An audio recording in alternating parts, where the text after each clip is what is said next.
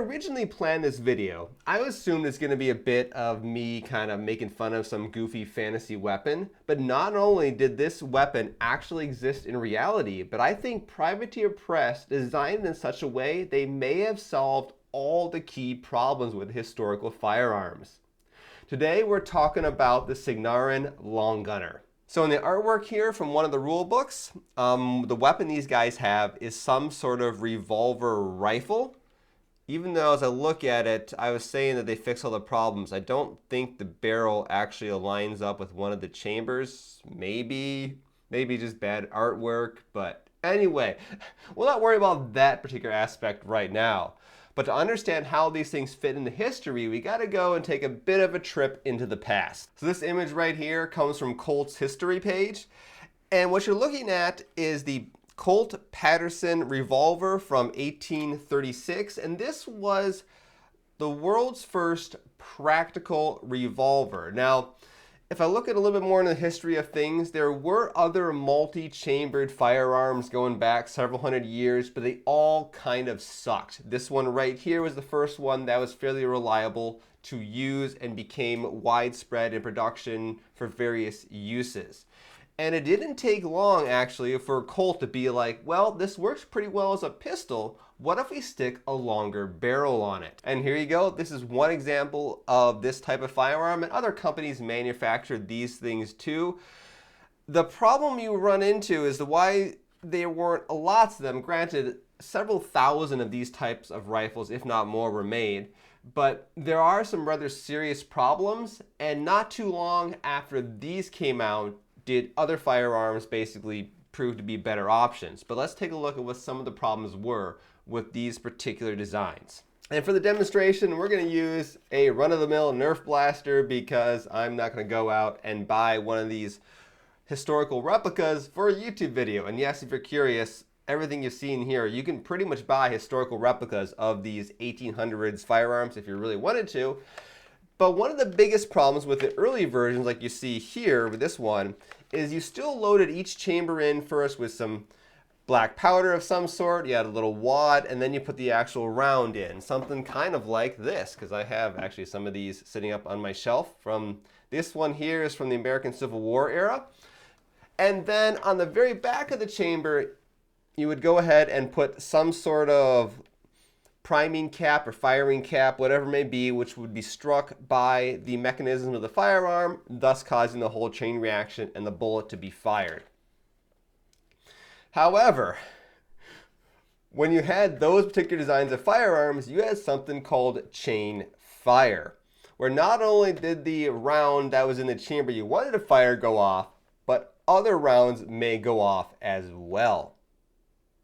So if you, for example, had your other arm out here some way, depending on how you like to hold your rifle, and multiple chambers went off, it would be a very, very bad day for you because you would now have a severely mangled hand. Now that issue was resolved when you get to the era of where you have all-in-one cartridges, which have the cartridge, primer, black powder or firing powder, whatever it may be in there, as well as the bullet. So that wasn't a long-term issue, but even then, if you keep going ahead, you'll notice that with the Nerf blaster and with many actual revolvers, is you've got a gap here between the chamber and the barrel itself. This causes hot gases to come flying out in all basically relatively a roughly side as well as forward direction, which once again, if your hand is up here, you're probably spraying your hand with hot gases and or little bits of lead and other things, which is kind of uncomfortable. So that's why if we jump back to this old revolver here, this repeating revolver rifle, whatever you want to call it, you're going to notice some little weird other metal pieces back here by the trigger, because this particular firearm was designed to be held, or at least is instructed by military officers to be held with both your hands back here by the actual trigger area. And one was not out here, they're both back here, which is not particularly amazingly stable when you're talking about a long gun of some sort. And going back on the topic of the escaping gases and things, one related issue is that you can't really suppress these firearms because the gas is coming out back here and it's going to be loud. And Another thing that is not an issue, but may seem like an issue, at least that's what I thought it would be one, if you got a bunch of escaping gases back here behind the barrel, you're going to get a reduced bullet velocity, and therefore it's not going to be as high performance as compared to a standard rifle. And to some extent that is true. From what I was reading, and I want to put a big caveat here, there's only maybe a 10% reduction in terms of bullet velocity given the escaping gases. I didn't find any detailed breakdowns of bullet velocity for, say, a repeating revolver long gun versus just a standard revolver, because many of these historical repeating carbine, long gun, and rifles, whatever they are basically the exact same mechanism of a pistol revolver with a longer barrel stuck on there. And like I said, I couldn't find any velocity breakdowns, how they compare, to see if, you know, that issue is really a big issue or not. Now, in the history of revolvers, there is one kind of oddball that kind of stands out when it comes to talking about this gap here between the various cylinders as well as the barrel. Now, you have the Nagant 1895 revolver. This was from Russia and from the year 1895, as that number suggests. And as part of the trigger pull, it would actually push the cylinder up against the beginning or the entrance of the barrel, creating a gas seal that would then prevent any of the gas from escaping out of the sides, and it would all go down the barrel like many other types of semi-automatic firearms. The thing is, from what I can read, this is a fairly rare pistol. It kind of sucked, and there was actually a variation that stuck a long barrel on there. Not many exist, but it required such a heavy trigger pull that it was kind of miserable to use. So there was a lot of force on your fingers to move the entire set of cylinders here up against the barrel every time you wanted to go ahead and fire the thing. And one final thing, because these are basically, you know, pistol caliber revolvers with long barrels stuck on them, they fire pistol caliber cartridges. Now, that style of cartridge, when compared to the intermediate or rifle cartridge, they simply lack range, stopping power, and things like that that are kind of useful if you want to use them in military, hunting, or self-defense contexts. But let's dive back to the artwork from Warmachine and actually take a look. I think they might have solved a few things with some of the issues I was talking about right there. So one of the design features that stands out over here on the Cygnar Long Gunner is, you notice you've got a metal plate in front of the chambers. I don't think we know a whole lot about the technology of the firearms from Warmachine. There's some sort of black powder, and it's entirely possible if they were similar to, you know, mid-1850s revolvers where you had individual rounds, black powder and stuff all filled in there, and they were not self-contained cartridges, the long gunner's weapon could be susceptible to chain fire.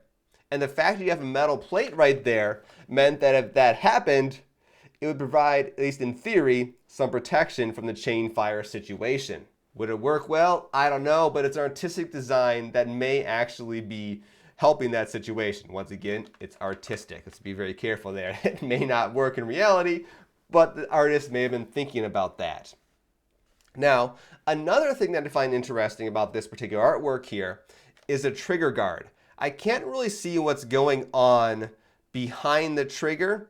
I would like to know just randomly when I'm thinking of it. This is not how you hold a rifle.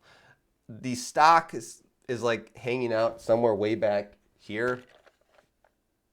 Anyway, back to the trigger guard. The trigger guard design, like I said, I can't see what's going on behind the trigger and there's extra fingers there, but it does actually look like the type of Winchester repeating rifle. So this is a big speculation on my part, but you can see the Winchester repeating rifle, you have this whole mechanism in the bottom, which is the famous, you know, that motion that you often see in movies, in cowboy movies, because it looks freaking awesome to do. And that's how you load the next round from your magazine into the chamber to fire. It kind of looks like there's something like this on the Cygnar Long Gunners. Now, that is interesting because it's entirely possible that this mechanism down here is actually the thing that moves the entire set of revolving chambers up against the barrel, giving you a gas seal, allowing for increased velocities. And considering that, those chambers on this gun look awfully huge.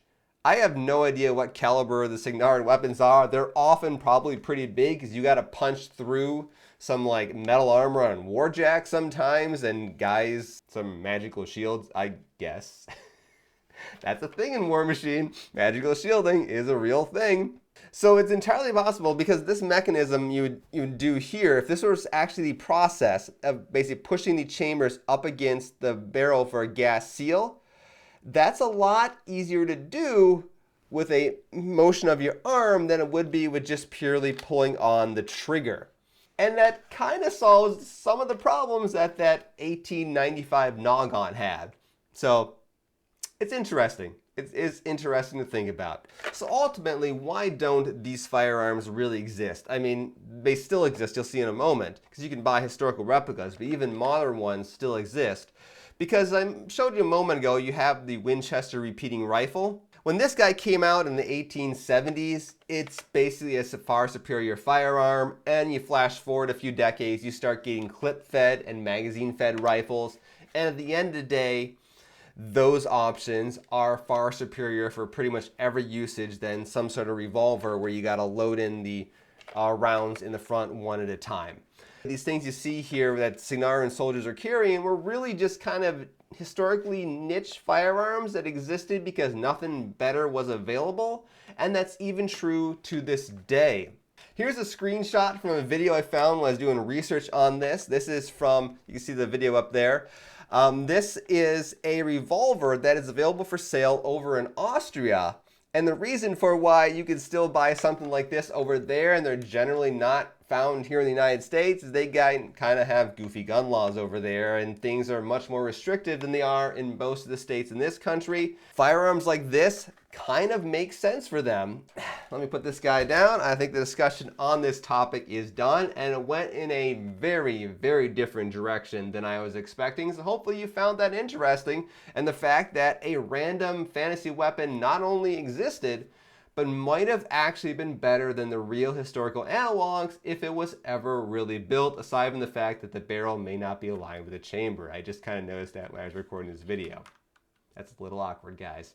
Anyway, thank you guys all for watching. I'm Jason, the creator of the Tabletop Battlefield, and I will see you all next time.